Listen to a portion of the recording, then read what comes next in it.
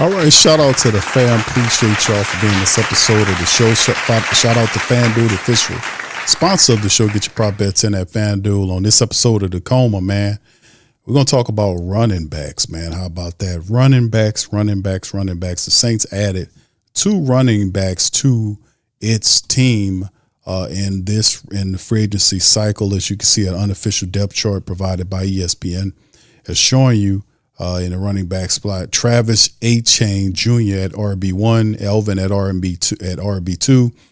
And currently there is flux around that. And then of course, RB3 is Ty Chandler. The people they're looking at Ty Chandler is a third down back receiving scat back type, does use some power installation, but more his gift is more of the space back, speed back guy that can be used in special teams application.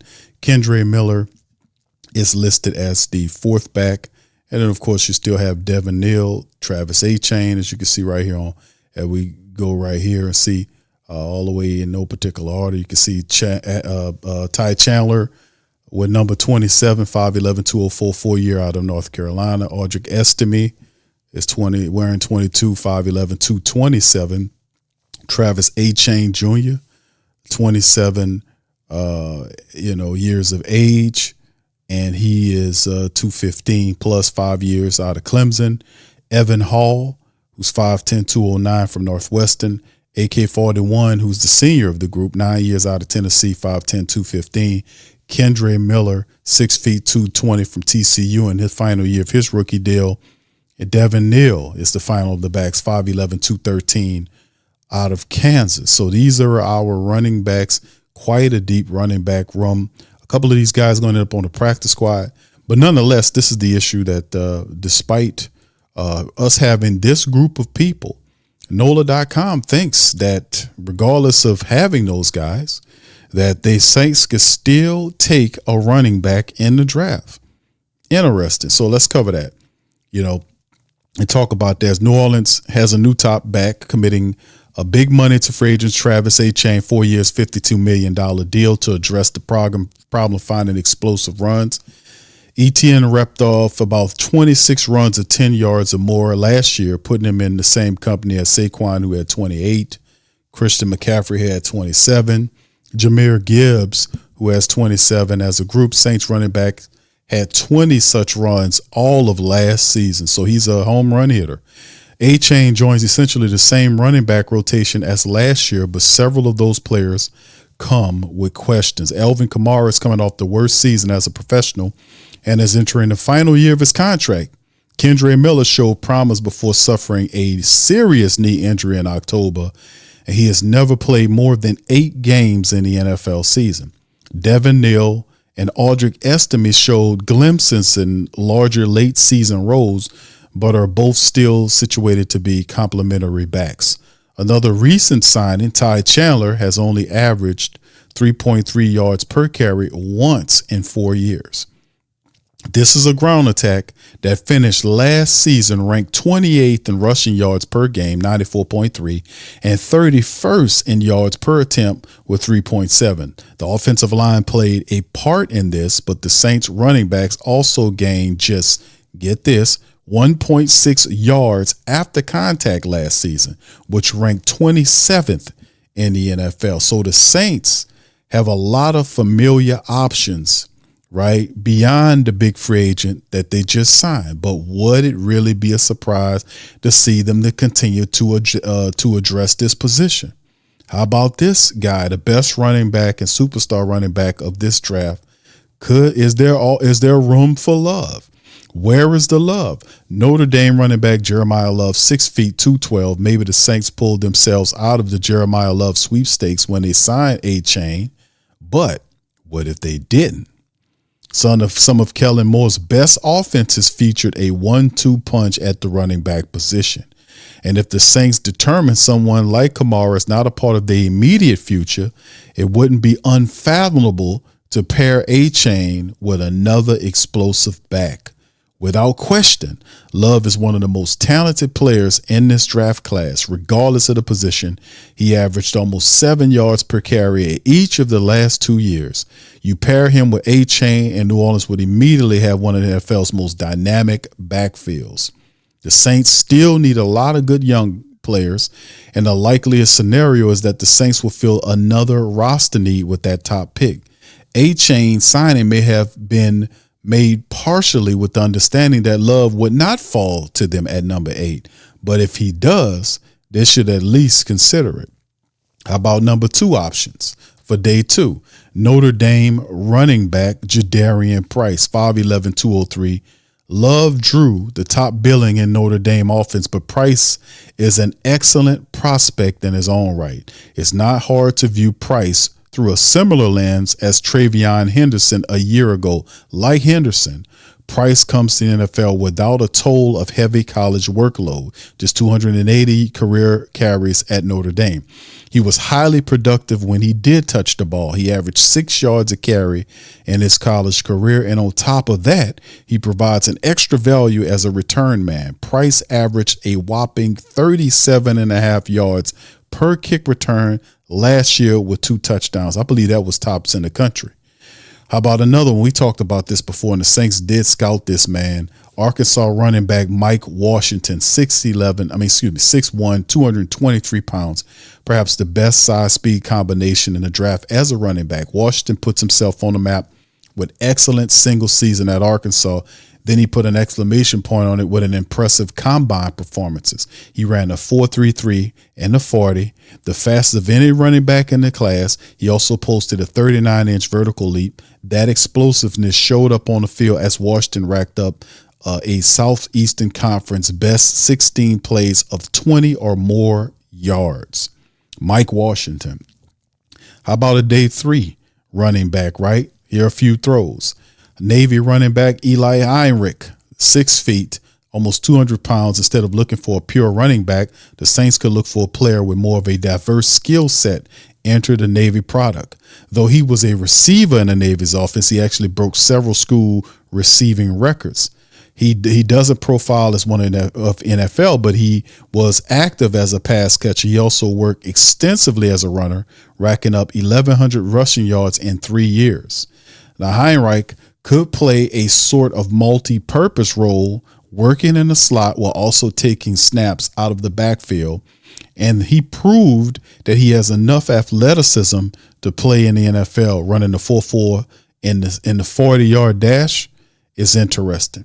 How about Indiana running back Kaline Black? Kaline's undersized. He's 5'9", 210. The number 2 back on Indiana's national championship team, but Black could be an intriguing sleeper candidate in this year's class. Not the biggest, and he did not get an invitation to the combine, but he rushed for more than 1,000 yards as a secondary option and has a hard-nosed style reminiscent of former Kansas City back Pacheco, a former 7-rounder who racked up more than 2,000 yards from scrimmage in his first 2 seasons. So these are a few backs to throw at the Saints coming up, from the best to probably the most diverse in terms of late round guys that you can look at. But nonetheless, the New Orleans Saints are going to be looking at running backs in this draft. The writer's completely right about that. They're not over with. I just showed you a whole list of running backs the Saints currently have on their depth chart. And to be honest with you, they can definitely use I ain't gonna say an upgrade, but having Travis Etienne there, Alvin Kamara and Kendre Miller in their final years, Devin Neal coming off of injury, Ty Chandler, a special teams component. Are the Saints done selecting running backs or done addressing the running back position? I don't know about that. I would have to agree. That would be something that we probably would be waiting to see what happens there, because I think it's true. The Saints took Travis Etienne because they don't believe that Jeremiah Love will fall to them at the 8 spot. Something has to go wrong for that to happen. And we know for certain that a lot of the teams that's picking ahead of the Saints have addressed a lot of needs. It'll be a miracle for Jeremiah Love to fall all the way to number 8. I just don't see that happening. We can see teams like the Commanders taking him. We can see it's just, there was the Giants were also a team that people mentioned because of the injury to the running back they had. They could possibly take him. There's a lot of stuff going on between now and then of teams that could potentially take Jeremiah Love ahead of the Saints at 8. So if the Saints really wanted them, they have the capital to go and get him, but I just don't think that that'll be something they do. I would say I put Jeremiah Love, if you guys remember my big board that I shared with the family members last week. I think he's my number 1 player on my big board, Jeremiah Love. He's the number 1 player on my big board overall. So that is something that I really think that if the Saints had an opportunity to get him, they'll definitely pick him up.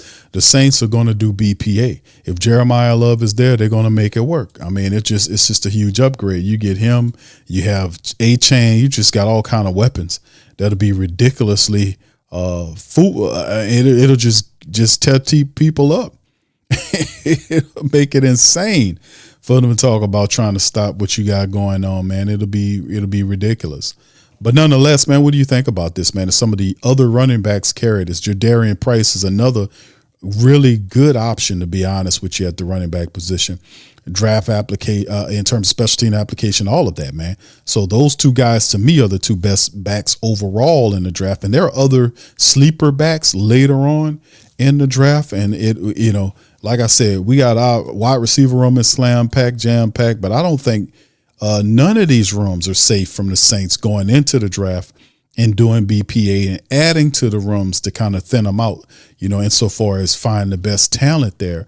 Because if you have these type of players, it'll just create a more of a competitive room that we love to see to bring more out of the player competing there, man. It'll just make a strong team overall. So what are you guys' thoughts on the running backs? Were there running backs that you think the Saints should take? Put them in the chat.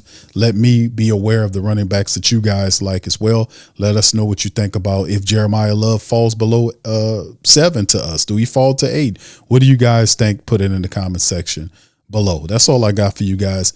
Please feel free to hit the like button, hit the subscribe button. Shout out to FanDuel, the official sponsor of the show. Get your prop bets in at FanDuel.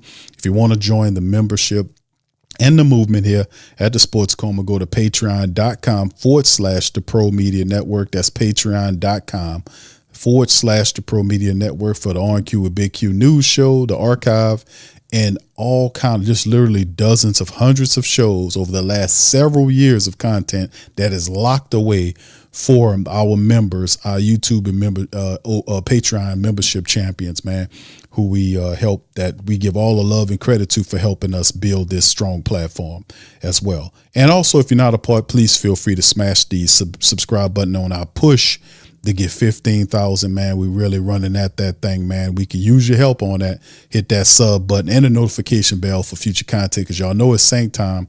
A lot of stuff is going to be coming up with prospects. The draft is weeks away, and we're going to cover it all here at the Coma. Just hit the notification bell, and I'll do the rest. All right. So anyway, with that being said, that's all I got. I'm going to holler at y'all on the next one. Much love. Peace. And who that tell you? Who that say they gonna beat them Saints? Who that? Who that? Who that say they gonna beat them Saints? Who that? Who that? Who that say they gonna beat them Saints? Who that? Who that?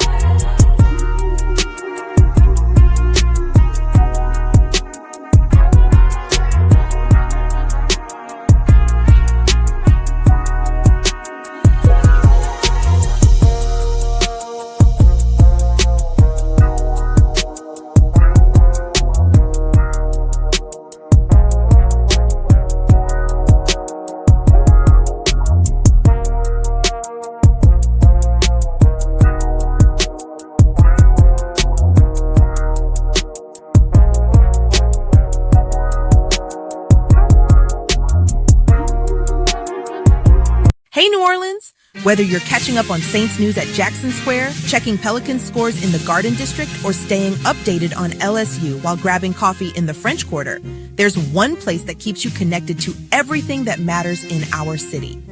From Bourbon Street to the Superdome, from Preservation Hall to the Riverfront, New Orleanians are staying in the know with thewhodatdaily.com.